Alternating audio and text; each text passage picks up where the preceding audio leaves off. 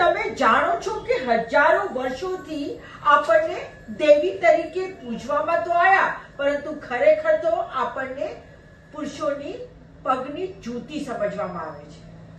શું તમે જાણો છો કે મનુસ્મૃતિ કે જે પુરુષોએ બનાવેલી એક ધાર્મિક પુસ્તક છે આપણા હિન્દુ ધર્મની, એમાં સ્ત્રીઓ વિશે શું લખ્યું છે?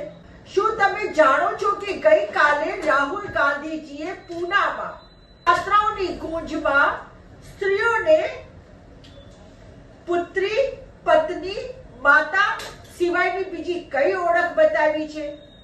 આજે આ જ બધા સવાલો ઉપર મારે ચર્ચા કરવી છે. તો ચલો જઈએ, ડર્યા વગર, ગભરાયા વગર અને ઝૂક્યા વગર, જાણવા જોગમાં. નમસ્કાર, હું રત્નાબેન વોરા, અમદાવાદ, ગુજરાતથી. મારા યુટ્યુબ ચેનલ જાણવા જોગમાં આપ સૌનું ખૂબ ખૂબ સ્વાગત છે. હજારો વર્ષોથી આપણને દેવી કહીને પૂજવામાં આવ્યા, પરંતુ હકીકતમાં આપણને પગની જૂતી સમજવામાં આવ્યા. આપણને ઘરની ચાર દિવાલોને કેદ કરવામાં આવ્યા, આપણી અવાજને ગર્ભમાં જ દફનાવી દેવામાં આવ્યા, અને જ્યારે આપણે માથું ઉચક્યું ત્યારે આપણને ચરિત્રહીન કહીને ચૂપ કરાવવામાં આવ્યા. આજે વાત કરવી છે પિતૃસત્તાત્મકની, જેણે આ દેશની આધી આબાદી એટલે કે 50% વસ્તીને સદીઓ સુધી માણસ જ ન ગણ્યા. મનુસ્મૃતિના એ કાળા પડછાયાની વાત થશે જે ધર્મ અને જાતિથી ઉપર જઈ માત્ર એક જ વાત શીખવે છે: સ્ત્રીને દબાવીને રાખો, ડરાવીને રાખો, ધમકાવીને રાખો. પરંતુ પુણેની ધરતી પર જે થયું તેને હજારો વર્ષોના જૂના અને અન્યાયના મૂળને હચમચાવી નાખ્યા છે. તમે શું સમજો છો? એક છોકરી જ્યારે બસમાં મુસાફરી કરે છે, પબ્લિક ટ્રાન્સપોર્ટમાં, ત્યારે તે માત્ર મુસાફરી નથી કરતી, ત્યારે તે હજારો ગંદી નજરોની સામે પણ લડે છે, જે તેને પોતાની હવસનો શિકાર બનાવવા માંગે છે. એમાં પ્રથમ વખત રાષ્ટ્રીય મંચ ઉપર રાહુલ ગાંધીની સામે યુવતીઓએ પોતાની જે આપબીતી સંભળાવી, જેને સાંભળવાની હિંમત આ દેશના પુરુષોમાં ક્યારે નહોતી. 1848માં સાવિત્રીબાઈ ફૂલે જે મશાલ પ્રગટાવી હતી, ગઈકાલે પુણેની જ ગલીઓમાં તેની જ્વાળાઓ સત્તાના સિંહાસન સુધી પહોંચી ગઈ છે.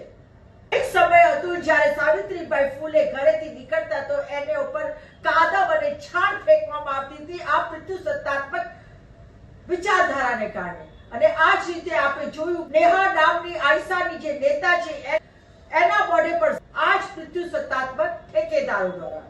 સાંભળી લો સત્તાના ઠેકેદારો, હવે એ સમય ગયો જ્યારે તમે ઈડી, સીબીઆઈ અથવા તો પોલીસની લાઠીઓથી અમને ડરાવી શકશો.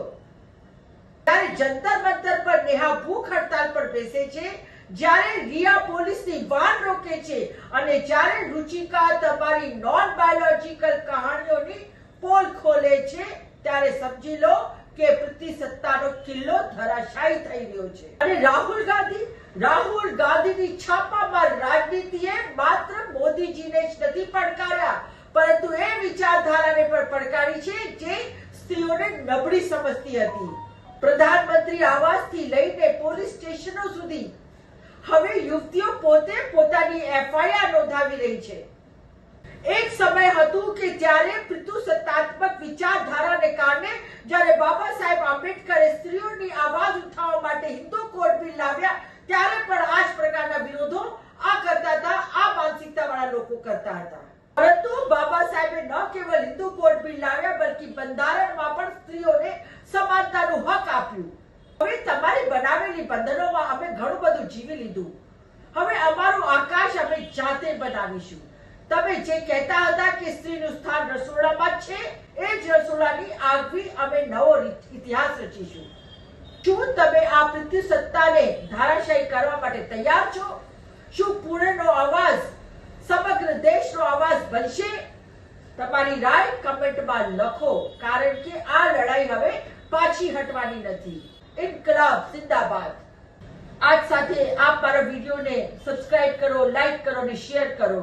આપ મને ઇન્સ્ટા, ફેસબુક અને એક્સ ઉપર પણ ફોલો કરી શકો છો. નમસ્કાર.